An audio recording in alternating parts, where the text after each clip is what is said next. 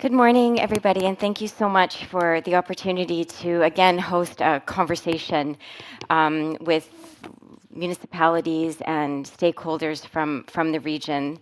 I really appreciate these opportunities, and we never have enough time to talk because the people who I'm going to introduce onto the stage have a lot to say about the topic of attracting and keeping people in the north. So. In the Arctic Mayors Forum, we focus a lot on attracting people to the north, and to meet the growing needs that we have for people in the Arctic.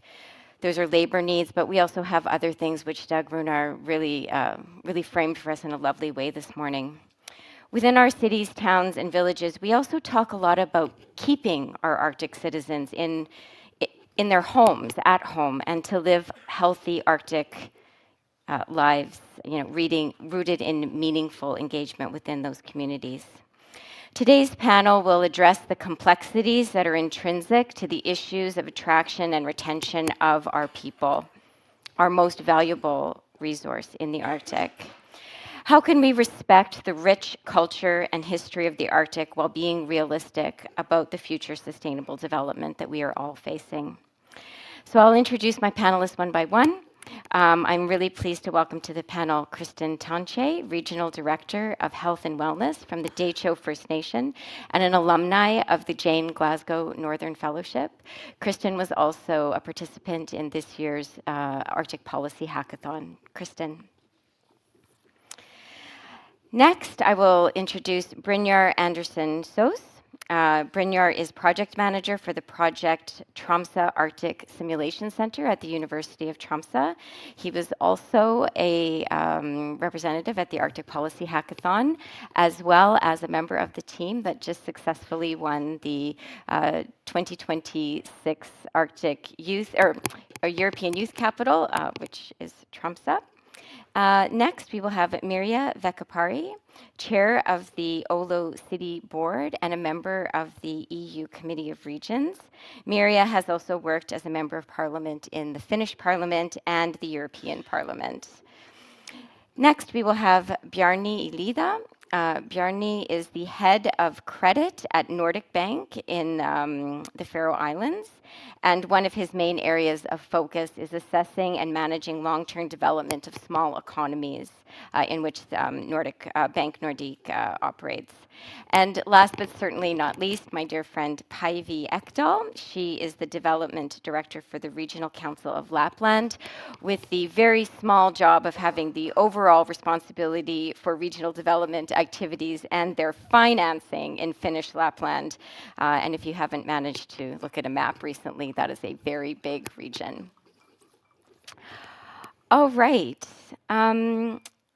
Yesterday, Ambassador Menzies mentioned that the Arctic Mayors Forum, the Government of Canada, and the Gordon Foundation hosted our second Arctic Policy Hackathon. And I took this opportunity of being moderator to really focus our initial discussion, at least, around some of the recommendations that were made by this wonderful group of young people who came to Iceland to talk about the topic of the future of the Arctic, keeping the next generation of leaders in the Arctic. So how we're going to run today is Kristen and Brynjar are going to present the hackathon a little bit, as well as a couple of the recommendations. Then I'm going to move on to our other panelists, get some more views on the table. We're going to have a conversation amongst the panelists, and then I will be turning to you, the audience. So please make some notes and some questions, and we really hope to have a lively discussion with everybody in the room this morning. So with that, Kristen, I'm going to turn the mic over to you. Good morning, everyone. I'm also going to introduce myself in my language. Kristen Tanche Suje Thudukwe Gotseate, Semo Kathy Tanche Uje Seta Gunnar Paulson Uje. So, as Patti said and I said, my name is Kristen Tanche. I am from Thudukwe, Fort Simpson, Northwest Territories in Canada. And my mother is Kathy Tanche, and my father is the late Gunnar Paulson. We introduce ourselves in our area this way, and I wanted to share it with all of you because often where I'm from, you might be my cousin, we might have a tie, And so that's what I wanted to share with all of you today. And also, I was thinking this morning, how many people have spoken Dehcho in Brussels? Probably not. That's my language. Probably not many. So, as Patti said, I'm Kristen, and I'm from the Northwest Territories. I'm also an auntie, I'm a community member, I'm a wife, I'm a daughter, I'm an active community member in my hometown. In October, we were all invited to go to Reykjavik. There was many of us, 15 of us from all over the Arctic. There was Canada, the United States, Sweden, Finland, Iceland, and I'm probably missing a few more. Norway, yeah. Thank you. Greenland. There's a lot of countries there. The Gordon Foundation and Global Affairs Canada and the Arctic Mayors Forum brought us all together for 2 days to discuss the really important issue of how to keep and retain people in the Arctic. Our group was really diverse. We were from many different backgrounds. There was Sami, there was Inuit, there was Indigenous people there from the Yukon and from the Northwest Territories. There was also locally raised Icelanders in the group and non-Indigenous people who have moved to the Arctic or who have always lived in the Arctic. So it was a really diverse background, which I think is really important to note because the Arctic is diverse, and to truly represent the Arctic, you need diverse peoples to do that. And in order to talk about solutions, we had to talk about some of the issues in the Arctic. Some people here today have been talking about some of them. I was really glad to hear from the first presenter this morning. He talked a bit about healthcare and education, and those are some of the things that we talked about as being issues in the Arctic. A lot of us talked a lot about issues around culture and community issues, and also that is our strength and our strong points. One of the issues we talked about was that cultural pursuits are not often viewed as equal to Western ways of being and doing. We also talked a lot about the issue of accessible, culturally relevant, socially cohesive services and mental health and medical care. And of course, we talked about climate change. We can't not talk about climate change and the impacts that it has on the Arctic regions and its people. So over those 2 days, our group settled on 3 themes that we thought would be solutions on keeping people in the Arctic. And that was culture and community, sustainable development, and holistic wellness. And under each of these themes, there was 3 to 4 recommendations on how to help address some of these issues and help really support keeping people in the Arctic. And I'll share a couple of them. So one of them was diversity and inclusion. That was really under maintaining culture and community. And the recommendation that we made, which you guys can read online if you want to read all of the amazing policy recommendations we made in more detail. But this one really focused on creating awareness and learning campaigns and opportunities led by youth for their communities, really helping to create safer spaces for communities. Really thinking about how to attract and retain people to do that. Another one that we talked a lot about was healthcare, which I'm personally passionate about. I am the director of health and wellness for my First Nation organization, so I always like to talk about health, but it was also something that was really common amongst all of the Arctic nations is mental health care. That is an issue. There's not enough done. There's not enough variety. There's not enough help in that area. There's long wait times. But we also talked about healthcare in a holistic sense. So it's not just mental health, it's recreation, it's access to recreational programs and facilities. It's the whole package, it's not one thing.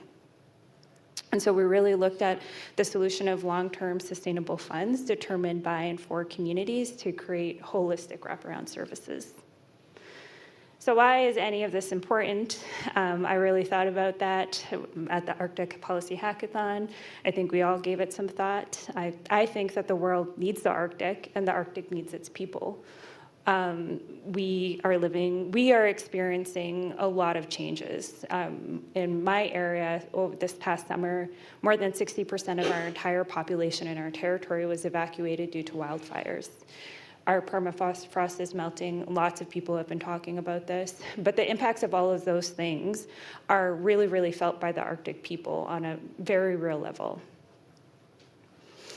When we're talking about the Arctic, it's people really need to be at the forefront. And again, I think this is why these policy recommendations in the hackathon was really important, because it was us making the recommendations and really leading the way. And I think personally, it's really important that these types of forums and these recommendations and these talks happen, because like many of you, I need the Arctic. I need my family who live in the Arctic. I said I was an auntie. I'm a very proud auntie of many nieces and many nephews. And I need my nieces and my nephews to be able to survive in the Arctic. I want them to be proud of their culture. When I was growing up, this wasn't a thing. I would never wear my moccasins 20 years ago, because that would have not been looked at very well. But today I proudly wear them. And by the way, my mom made them, so I have to let you all know that she'd be very happy today. Yeah.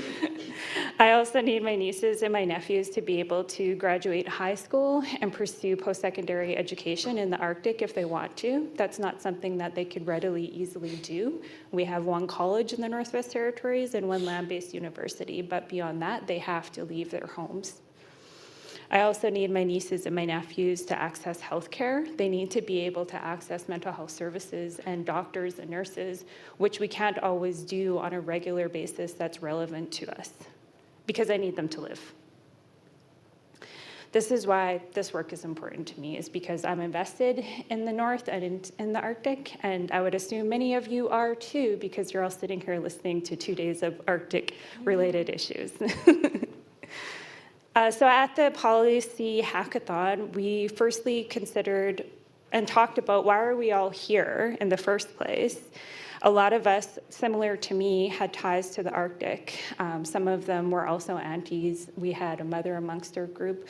We had students. We had people who had jobs. We had people who moved to the Arctic for love and were married to people who lived in the Arctic. So we were all tied to the Arctic for some sort of reason. And like I said earlier, a lot of that centered around culture and community for us. And so I wanted to share a part of our opening statement that we all collectively created. We live in the Arctic because our traditional and professional livelihoods and culture. We want to live in areas where we can practice and be immersed in our culture and share it with others. We feel a connection to community, family, and our ancestors. We feel immense emotions about the Arctic, a place where we feel seen, and that is an integral part of our identity. We are proud of being Northerners and feel a sense of responsibility for the North that is rooted in the continuation of practicing and sharing Arctic and Indigenous cultures. The Arctic is where we are motivated to make changes and to feel that we have room to grow. This is our home where we want to live, create, and exist. The Arctic is facing colonization, oppression of language and culture, exploitation of natural resources, and depopulation. These issues are largely the result of decisions made outside the Arctic without our participation or consent. This must change, and we, the young leaders and Indigenous peoples of the Arctic, must own our own future. We will create an attractive region for all with an abundance of opportunities and the fundamentals for living good and rewarding lives. Masicha. Thanks for that, Kristen. I was at the hackathon, and I can tell you that being the conveners, we stepped back and we let this group of 17 young people have the conversations. And this opening statement, you think about developing policy and how long that takes. We gave them 2 days. And within those 2 days, they came up with this document, which you can get just outside the room. But the opening statement came together so quickly. And one of the reasons it came together so quickly is because there was this shared sense of why are we in the Arctic? And it was a really beautiful way to frame the recommendations. I'm going to turn to you, Brynjar, and maybe you can just talk about a couple of the other recommendations that you thought would be relevant for this panel, specifically when talking about attracting and keeping people in the Arctic. Yes, it's a really important question. I think Kristen has summarized a big part of the ideology behind these recommendations, because we basically started out with 2 questions we thought we need to answer. The first is, why do we live in the Arctic? And the second is, why doesn't everyone else? And that kind of set us down the road to discussing how can we create an exciting, attractive, future-driven Arctic that people want to come to use their expertise, to learn and develop, to create their careers and to live their lives. So we wanted to start that process and start discussing, you know, of course, for us, people living in the Arctic, people creating in the Arctic, people having their careers in the Arctic is important because we live here and we care about it. But why should the rest of the world? What problems can the Arctic contribute to solve on behalf of the world, on behalf of Europe, on behalf of you know, the entire human society? So we started going down the path, and I think there's a lot of potential when it comes to research and development in the Arctic, and a lot of issues that the Arctic can contribute to solving, particularly when it comes to the climate crisis, when it comes to technology development, and when it comes to the sectors of maritime and space. There's a lot of potential there.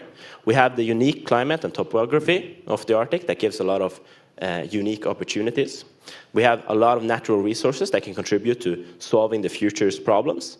And as an employee of a university, what I find most attractive is, of course, the Arctic data that is available in the Arctic and that is unique in the world. And then we kind of started hitting these issues. What have been the issues when it comes to value development in the Arctic, be it economic value, academic value, or cultural value? Well, it's been that resources have traditionally, and value has traditionally, been extracted from the Arctic and benefited elsewhere. So Arctic resources, Arctic expertise, has been taken out of the Arctic and contributing to communities and societies and actors outside of the Arctic. This has to change. If we're going to develop the Arctic in a sustainable way, in a way where the Arctic can be a part of the world and can contribute to solving the world's issues, it has to benefit the Arctic as well. When value is created in the Arctic, it has to benefit the communities and societies that live in the region. One of the first ways to do this, and maybe the most important one, is to keep more of the value chain in the Arctic. When the resources are processed and improved elsewhere, but extracted from the Arctic, the largest amount of value is benefiting elsewhere and not in the region itself.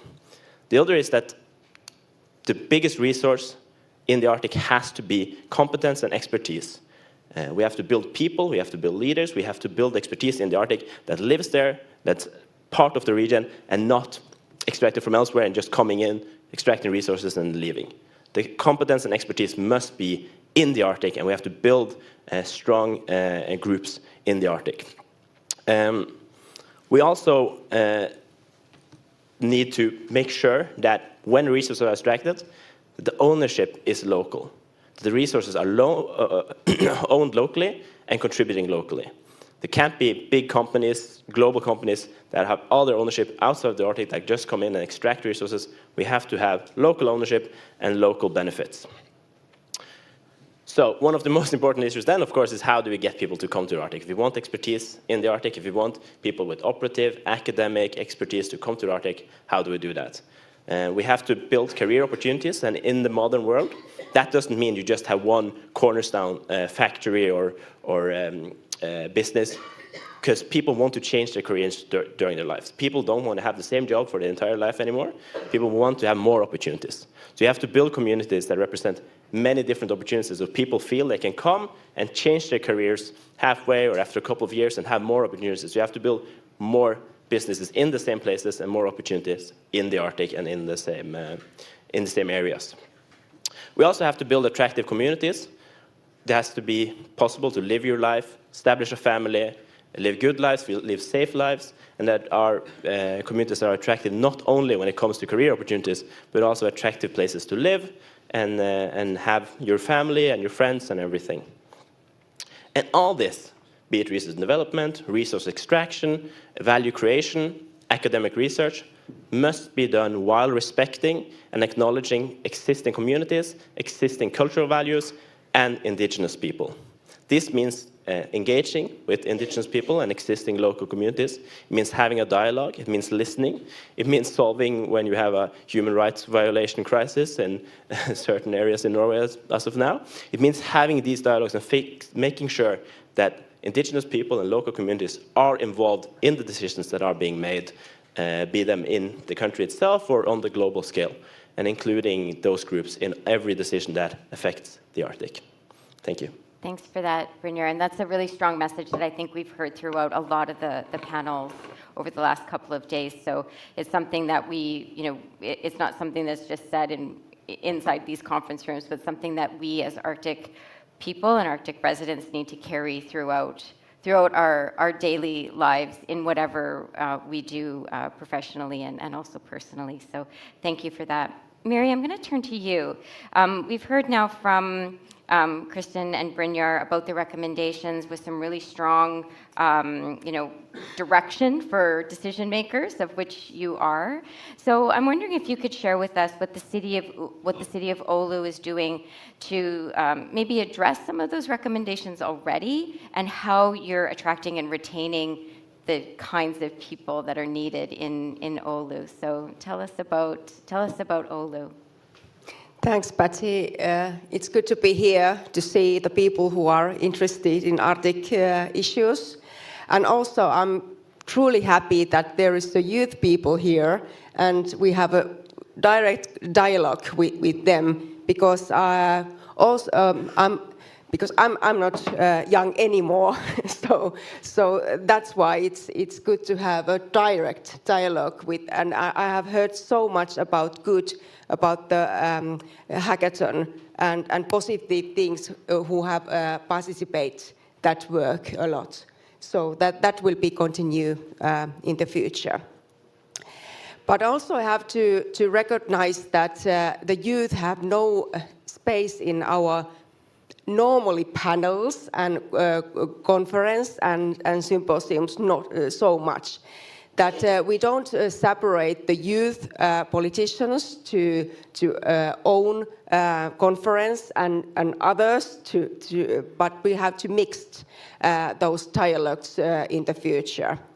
And what we have done in Oulu with youth people to raise them voice to be heard, it's that we have a direct dialogue in the city level, that the youth have the city council, of course, by themselves, and we have two conferences with them to hear them opinions and ideas all around the year.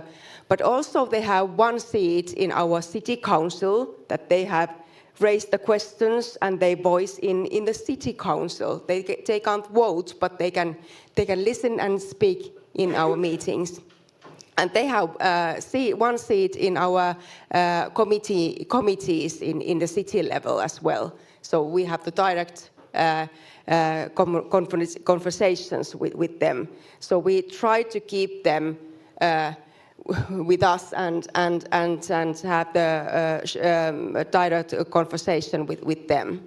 And also our politics are keen on to visit at school, to listening and speaking about the politics in a local perspective, but also in European and national level issues as well. So, like for example, I visited last week in a primary school, and I met 30 students, and we had a nice conversation with 1 hour. And after that, one boy came to say to me that I will be a politician in the future.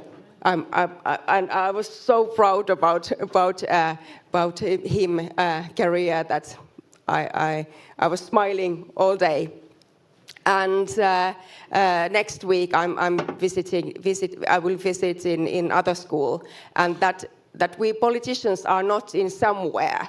We are middle of people, and we listen and we talking with them, and we have a straight dialogue with them. But then, what is going on in north, in Finland, in my Oulu city, is that we are facing the truth that the geopolitical situation has turned, and we have a lot of problems with Russia these days. People are a little bit afraid about the security issues, and we are trying to do our best in the city level. But also we see that the ice has turned to north a lot. We already know that there is more than 160 billion investments coming to Finland, to north part of Sweden and Norway as well. So the question is how we can organize all the city services, where we can get the people who are doing those investments and duties there as well. So we are lack of labor there a lot, but we can't fight with people all around the north part of Finland, Sweden, and Norway with each other. We just have to have more people to live, youth people and also the other people to live in north part of Europe. And also we wrote a North agenda a couple of years ago, and we managed to took stakeholders from local municipalities, from regional level, from university cities, and from companies. That we wrote a program where we shared our opportunities, which are already there in North, and our know-how, our knowledge, and how we are dealing with those issues in North. But also we wrote down that what are our needs to be doing all those growth in the future. For example, the transport connections and energy issues, the labor force, of course, it's a huge problem. International cooperation, it's the one what we need. We just can't do those work in a city level. We need the states coming to work with us a lot. And after Finnish parliament election, our government wrote down the government's paper that they will do that cooperation with us in North agenda to making our dreams come true, and also to figure out those problems what we are facing every day. Thanks for that, Mirja.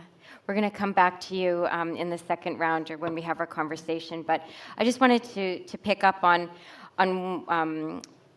Oulu's a very active member in the Arctic Mayors Forum, so I have to give them a shout out for that. But one of the things that we talk about a lot within the forum is about sharing those kinds of processes. So making sure that local conversations have a place at the different governance tables, regionally, nationally, and internationally, so that, like this conversation you had about the Northern Agenda, that you can share that information with other people across the Arctic, so that, because a lot of the issues are the same, and if they're not the same, they're, you can learn about not only the problems but about the solutions. So we really believe that it's through having those open dialogues with mayors, with young people, with our Indigenous people that can help to solve some of these solutions.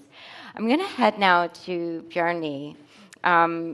Bjarni, you work for Bank Nordik, so I don't know if there's been any other finance people, real finance people on panels.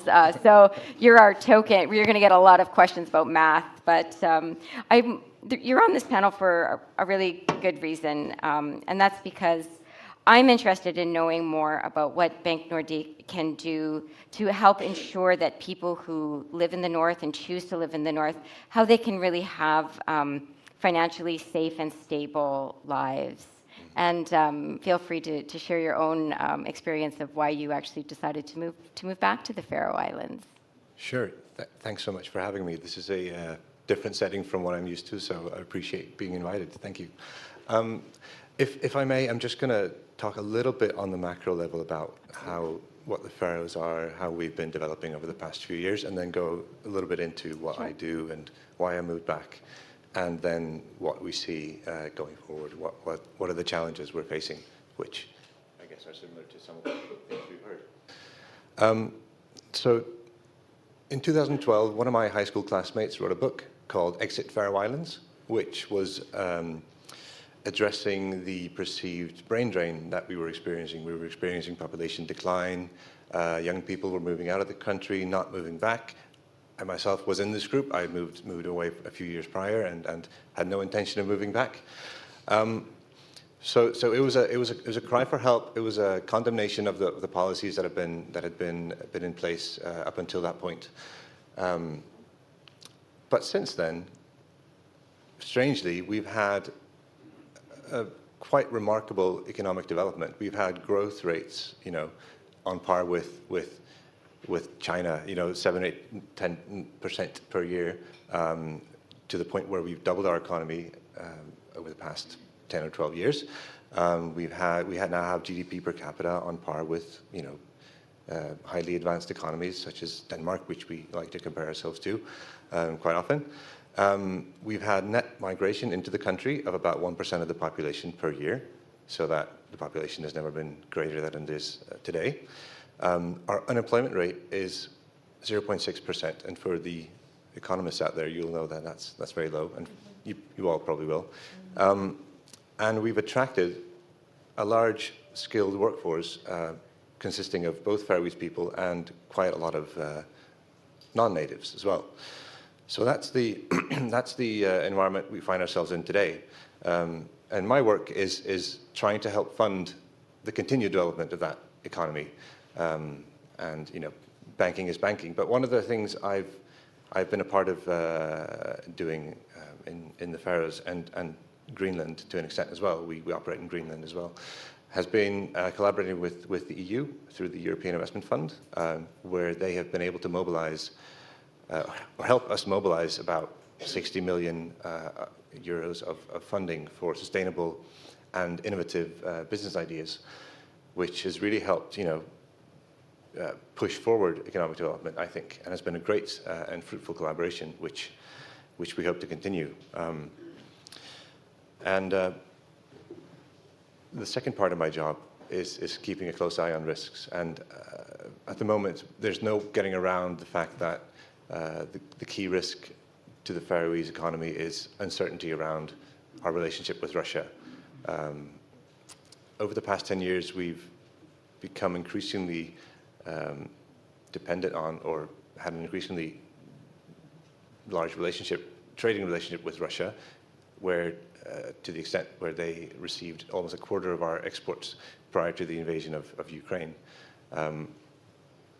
So at the moment, we're looking at how do we try to mitigate that risk by finding new markets, developing new relationships with members of the EU, our friends in the north as well.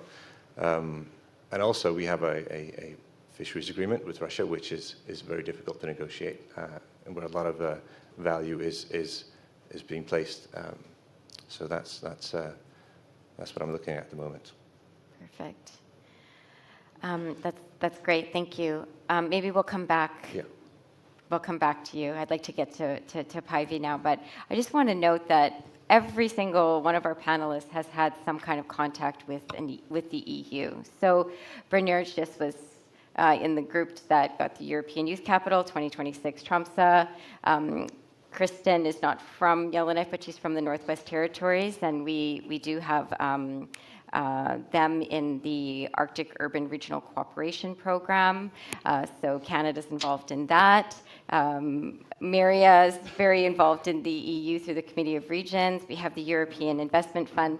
And Päivi, I'll turn to you because you deal a lot with EU funding. And you can talk a little bit about that, but I'd also be interested to know how that work bridges the local concerns that we've heard to the opportunities at the national and maybe circumpolar level. So how does your work sort of make sure that local concerns are really taken care of in a bigger context?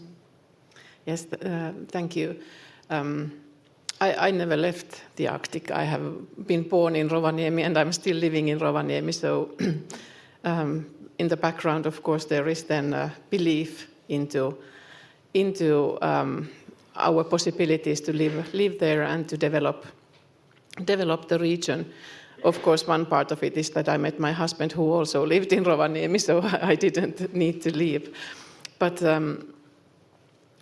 in my work, as Patti said, I'm dealing a lot with the EU financing issues, and via that financing, of course, we are supporting the stakeholders in Lapland to develop those crucial issues that makes the economies possible, that makes the development and the development within the green and digital transition possible. So, of course, that is in that way the only support, financial support, that can be given to the stakeholders for their development projects.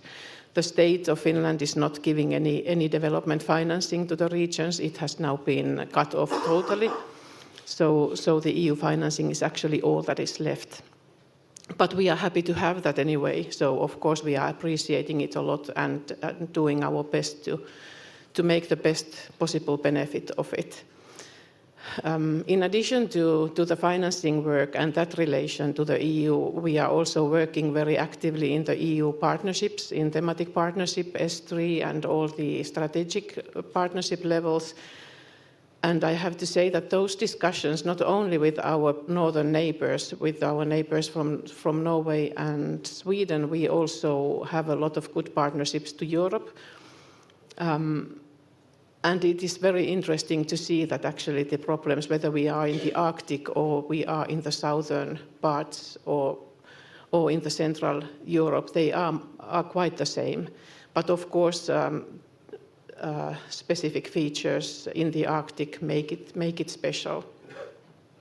We are dealing with the attraction and retention of people. Of course, we know that the lack of workforce is existing in all our regions.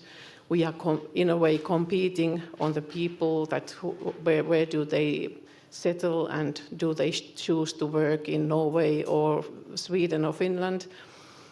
But in that also we have a kind of not an agreement. Of course, people are deciding on their lives by themselves, but at least we are trying not to pull the people out from other regions. In Lapland, we should have the potential for attracting new inhabitants, but of course we should do more than only to attract them by those factors that attract tourists. But we have a big market value, we are visible, so the interest is there, it is existing, that we are a very visible region. But on the other hand, of course, it is very different than to come and visit and to stay for your holidays than to move there and permanently. One thing that is worrying us, of course, in regional council and what we are doing is also having like the joint discussion between the municipalities of Lapland and trying to pull them to the same direction and to have not competing with each other either, as we don't want to compete between the other regions in the north, so we should also support our municipalities not to compete between each other and to do all development issues in cooperation. It means, of course, that if we want to give the positive image of the region to be able to attract people, we should also act as we market our region. So if we market it as a very peaceful and nice place to be, we should also act like it and not behind the curtains fight and to be jealous to each other and to give like a negative picture, for example, which is ongoing sometimes in the municipal politics, that it gives like a wrong picture to the people. They don't want to move, for example, to Lapland if they know that if they come to the municipality and if they want to be active in politics, so they are. It's not, first of all, maybe it's not possible because you come from outside of the circles that has been there for decades, or then if you are not respected as what you are So our work is to make bridges. We are doing it on different levels. We are trying to speak our on behalf of the municipalities and on behalf of the whole region to the national level and to trying to make positive decisions on that end. But it is not easy, as we have heard also yesterday, as my boss, Mika Riipi, yesterday said that the only wish is that they would reply to the messages. So that is sometimes the issue, that we have to make ourselves visible and via the investments, what, for example, Mirja mentioned, to the north. Of course, it is clear that our voice should be heard, because it is the Europe and Finland and the whole Europe is dependent on those investments that are there to come. And of course, they have to be done in a sustainable way. But we are worried also about the municipalities, that they are not. These investments demand a lot of resources also from the municipalities. And if the benefits from these investments are not coming to the region, so maybe the municipalities are not so interested to invest, and that hampers then the further development. We are maybe not so positive about this northern program. We are happy that it is mentioned in our government program, but maybe it is some kind of we've seen that before issue, that some issues are done so that they can be left aside, so that we are not expecting any true visible actions. But of course it's good that interest is there, but we have to say that in the new government program of Finland, there is also an eastern program and a western program and a southern program. So all the directions are noted. Thanks for that. That's a great point, and one of the reasons why we have to keep working together to make sure that those northern issues continue to be on the agenda. And I think that's a common issue that we have across the circumpolar region. So I'm going to be turning to the audience in just a couple of minutes. I just want to ask one quick question to the panelists. So get the mics ready and your questions ready for the panelists. You've spoken about, all of you have sort of alluded to it, but Päivi, you put it in a really good way. And I'm just wondering, is there a gap, sort of, we manage to get people, if we get people to the Arctic, how do we make sure that the life package is there for them, and that there's not a gap between, moving, maybe you've moved away and you come back, and then you actually feel like you don't fit in anymore. And I raise that because I think it is an issue for people who do live in the Arctic. So what is that balance between coming into an Arctic community, living a good life, respecting the values and the culture that is already there, so that we can really integrate new people who are coming to the Arctic to check some of these boxes that we just have. So maybe, Bjarni, maybe you could jump in on that one first, and then I have a... Yeah, sure. I have just one comment on that, which I think is relevant to the Faroese context, and maybe some other contexts as well. People who aren't from the Faroe Islands moving there, they have quite a large language barrier, obviously, because we speak our own local language. And also, a lot of business and other, like, education is done in Danish. Mm-hmm. So people who don't speak Danish or Faroese have two languages to learn coming there. And so I've noted from friends who've married people from outside the Faroes that they have, their spouses have difficulty assimilating to Faroese society because we aren't tolerant enough of the language they speak, which, we don't want to converse with them in English. We don't include them in our conversations, in our social circles. I think that's actually one of the main challenges is culturally to be more accepting of the people who come and have a different perspective and don't speak your language in that transition period to maybe doing so. Thanks for that. Mirja and Brynjar. Yeah. Those who don't know the figures about Oulu, I have to mention that we have more than 200,000 inhabitants, and we will get more than 3,000 new citizens every year. 1/3 of those are for foreigners. They are international citizens. So we will try to keep those people staying in Oulu, not just studying or having some kind of short vacation in our area.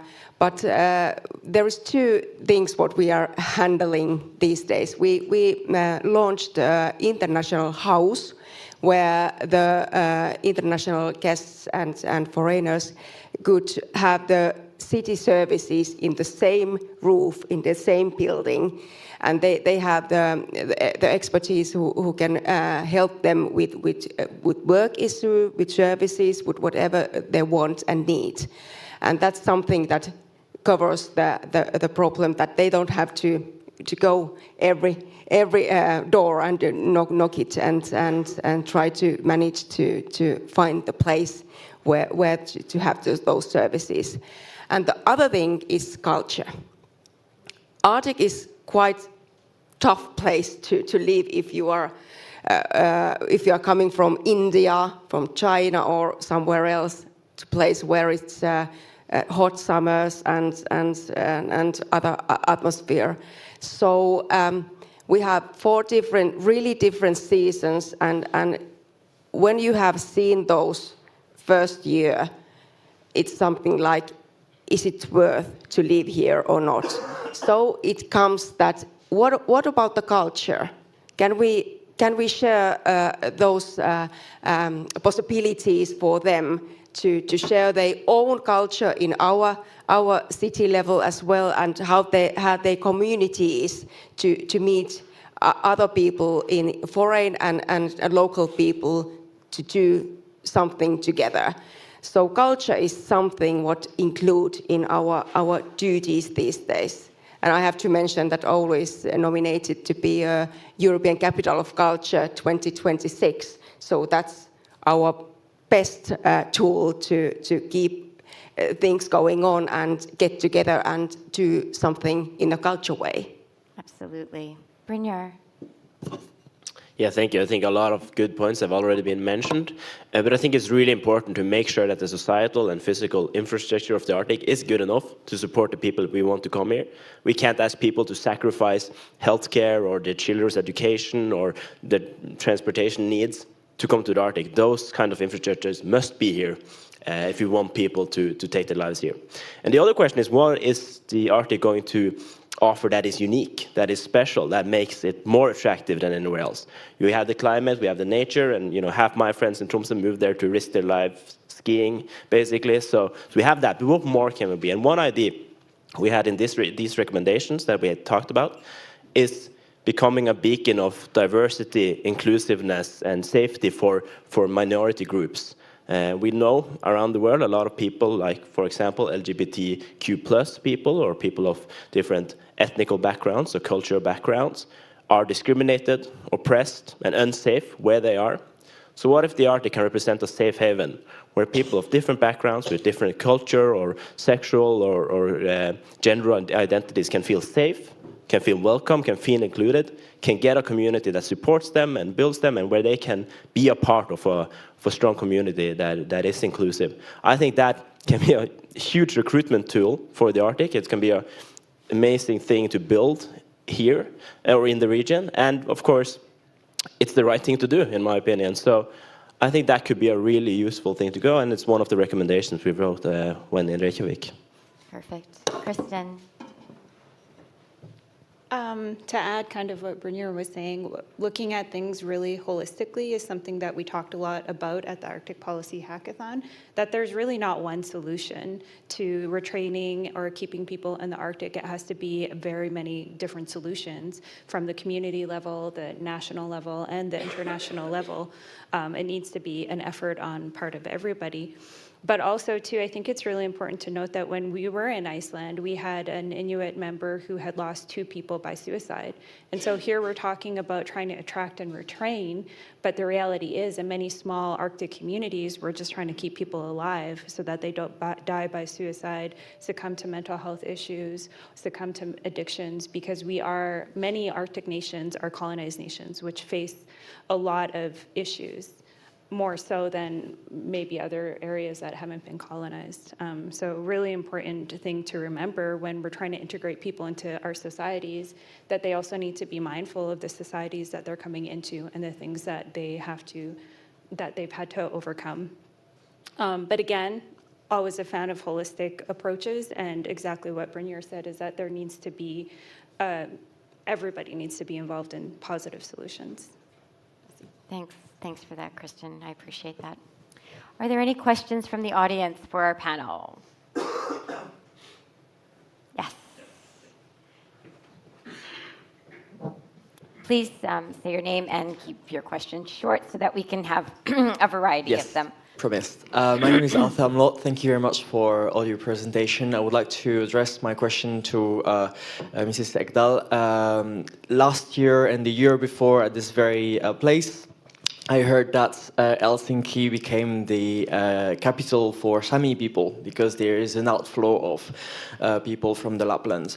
What is your council doing in order to not only retain local communities but also retain indigenous people and stop this outflow, this demographic depletion of indigenous people from their homeland? Thank you very much. Yeah, thank you. Of course, we are the region having the Sami district in Finland is in Lapland. Of course, in that way, we are at the regional council also very aware of this situation. But of course, I have to say that the Sami parliament is very independent in their activities. So we are not, in our activities of regional council of Lapland, we are not doing any specific issues for the Sami, like out migration from the region, because of course it happens, and it is a pity, of course, but it is a natural outflow that people are moving out from the region from their personal reasons. So what we can do, of course, within the whole region is to try to develop the economies and to be able to offer workplaces and interesting workplaces, demanding workplaces where they can earn their living and that way to stay and come back to the region. But any specific actions we don't have for the Sami out migration or in migration than compared to the overall activities. Thanks for that. Anyone else want to add anything from the panel? Okay, then we'll head over to Adam at the back of the room for another question. Adam, just say who you are. I will, thank you. Adam Stempin, Arctic Center, University of Lapland. I guess it's a difficult question, but it follows up on what Päivi just said.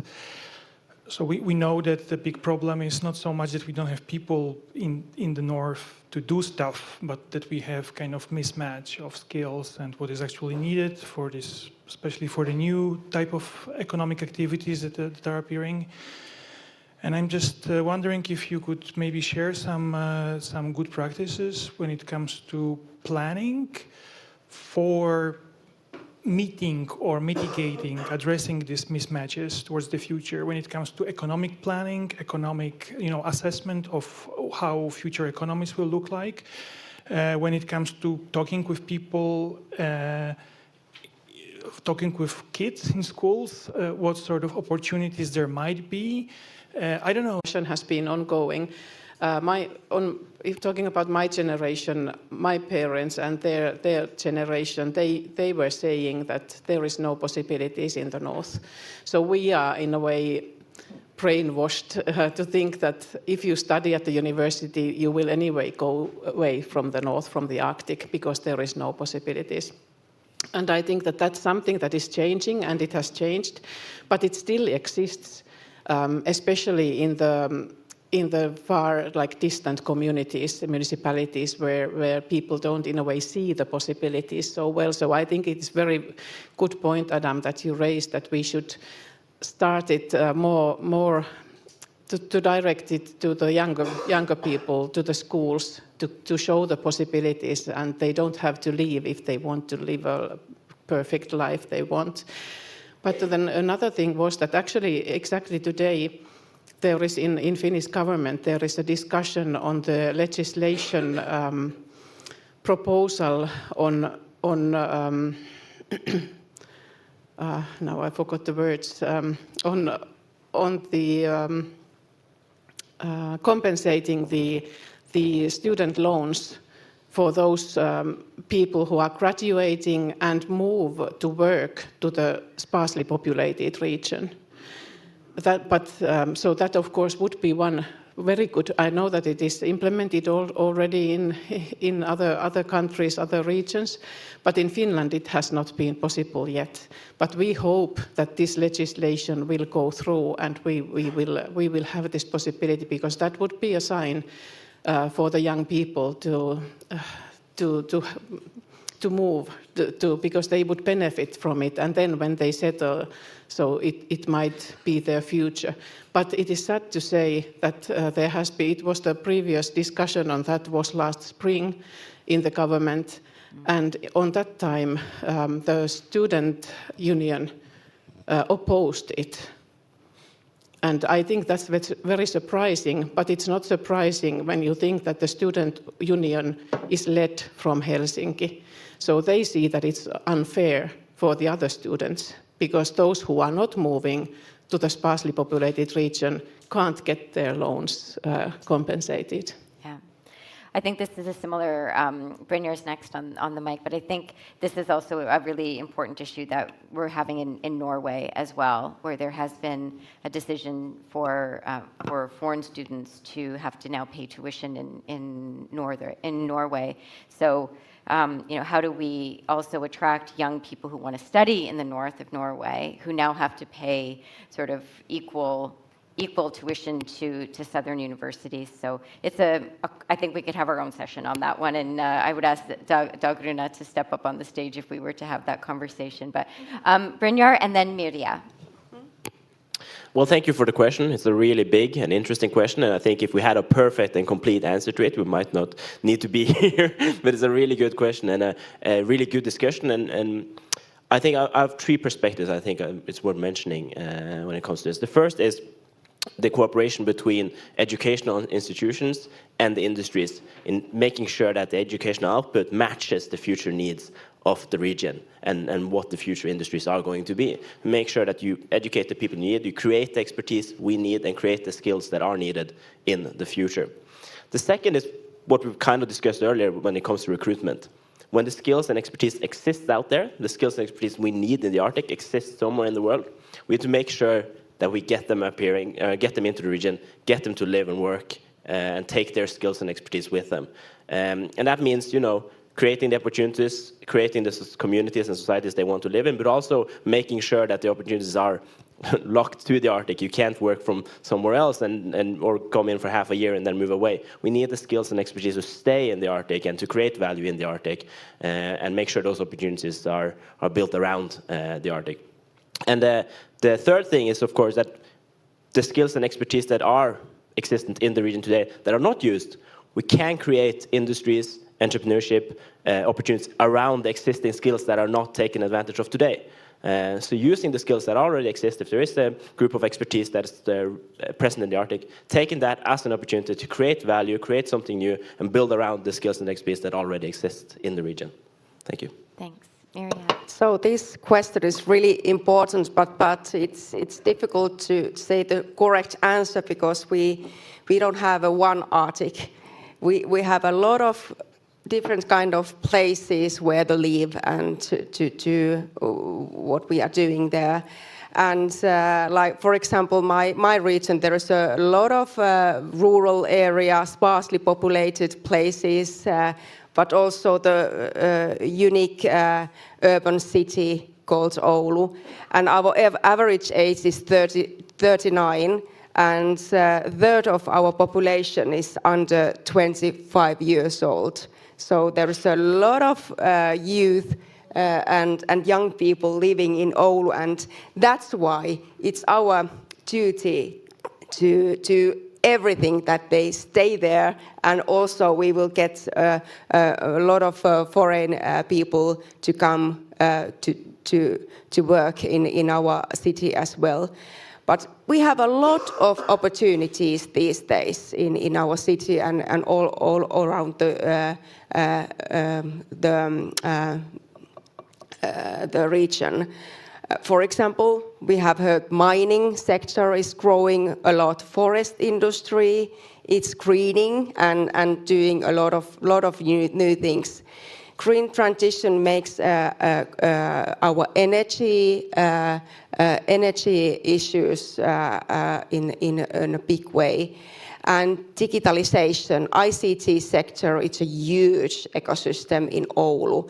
We are head on ICT technology called Nokia, of course, the biggest company in Oulu, but also our university has 5 and 6G ecosystem, and they are doing a really good work there. So digitalization is something what I think the youth might be interested in that ecosystem a lot. But of course, I fully agree that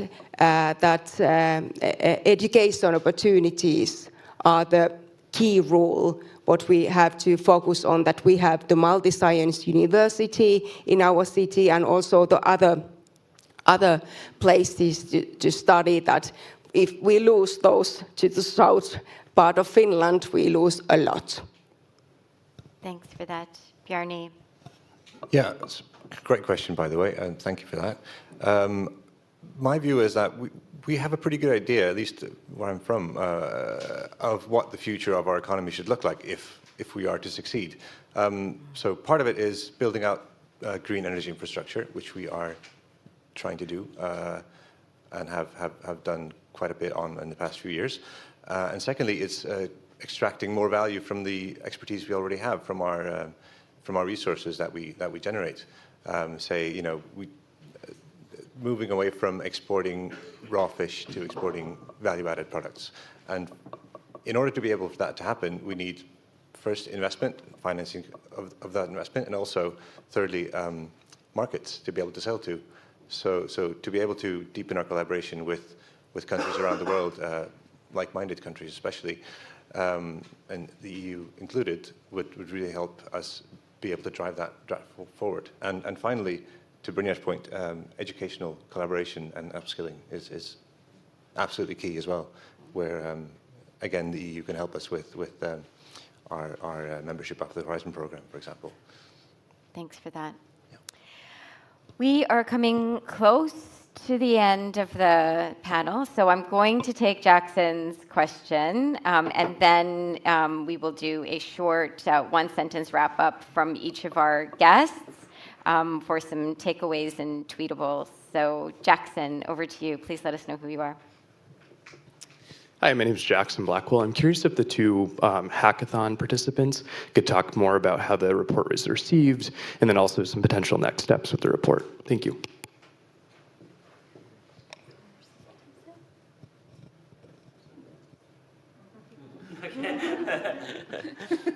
It might be a bit early to answer that question completely, because we don't know yet how it's going to be received everywhere. The impressions I've gotten from the politicians in my local community and people I've talked about are very positive. A lot of them have surprisingly read it before I told them about it, which I didn't expect. So that's really good. And it seems that some of the ideas here are, I think they're really cool, interesting, but they're also in line with a lot of the thinking that is already established, which is good, because that means you can keep working along the same lines, and we're not stroking the dog the wrong way when it comes to the policies we want implemented. And I think we, as a group who were at the hackathon, have talked about, keep on talking about those recommendations, developing them as we go. If there, any input comes that changes the recommendations in a way that we think improves it, taking that in as well, not locking down these as the only way to do it, but working with, politicians or industries or whoever to make sure this is also in line with our beliefs and the way things are going in the Arctic. And so I think like using this as kind of a dynamic document that we keep on talking about, keep on presenting, that we discuss in panels like this for the years to come, I think is really important. And people like you guys here today, read it and ask us about it if you have any questions, and work with us to look into ways to solve the issues we're discussing there. I think that's the way to go, and I really hope more people read them and listen to them and want to discuss them with us. Yeah. And just to say that as conveners, Arctic Mayors Forum, Gordon Foundation, and the Government of Canada, we don't own the recommendations. They really belong to the participants. So we help facilitate opportunities to talk about them. There have been some podcasts, there's been some blog posts, there's been some news articles, and then, opportunities to talk about them and really look at how to, like you say, it's an iterative process, and how also to make it so that they are implemented in some way. So thank you for that. Kristen, did you want to jump in? Yeah, sure. Yeah, it's pretty new. We just finished them like a month ago. I hope you all like them. Any nods? Yeah? Okay, so it's working. I think, too, that the way that we wrote them was to a multitude and many different organizations and people. So the hope, I think, really was that if you were working at a local level, you might find something from the recommendations that you might implement, but you could also look at it at an international level or national level. You could also look at it through a business eye, a university lens, or even a First Nations organizations lens. And so the hope, I think, is that these recommendations would be well received by all sorts of different organizations and people. And the hope, I think, by all of us was that it would actually be taken seriously. There was a lot of talk amongst the group when we were there is that often Indigenous people, younger people, are asked to speak and to make recommendations, and then what happens? Like, did people say, oh, good job, and that's it, right? So the hope is that some of these things might be actually implemented, and I think maybe some of the members themselves, as they go on within their careers and their daily lives, might be able to take pieces of that into their workplaces or into their education or their schooling to really make it flourish and potentially make it grow. I see. Perfect. Thanks. We're going to do concluding statements now before we give our panelists a round of applause. So, Päivi, one takeaway for our audience today on this topic. Yeah, I was thinking that what I want to leave, and then I decided to leave a sentence that was written actually to the T-shirt that was printed to our organization, to Regional Council of Lapland last summer. Life is too short to be lived in the south. I wholeheartedly agree. Very good. Go ahead, Brynjar. Yeah. Thank you. I actually want to. Bjarni, sorry. Yeah, no worries. I want to reflect something Mrs. Ekdahl said earlier as well. From my limited perspective in the broad Arctic context, it's pretty clear that economic development has driven the cultivation of the Faroese community with the acquisition of skills and people. But it's not a given that it continues to be that way. So maintaining it and developing on it requires deeper collaboration and cooperation with like-minded countries outside of the Faroes. And I see there's a willingness for that to happen. Thanks. Mirja? For my side, my takeaway, it's that you make sure that and promise that whatever organization you are presenting here, that your organization have a good connection and good dialogue with youth. That's something what I want to share with you. Thank you. Kristen? I think the one thing that I'd really like people to take away is similar sentiment to someone who was speaking yesterday, is that decisions shouldn't be made about the Arctic without the Arctic and without Indigenous people and without youth and younger people, that it's really important that decisions are made collectively. Thanks. Brynjar? I just want to sum it up by reiterating something from the opening statement that Kristen said earlier, which is I hope we can come together to create an attractive region for all with an abundance of opportunities and the fundamentals for living good and rewarding lives. Thank you for that. And I think we can all agree that you will be hearing more from the local and regional levels at conferences like these, and that we want to keep our voices heard. So please join me in giving our panelists a really big round of applause.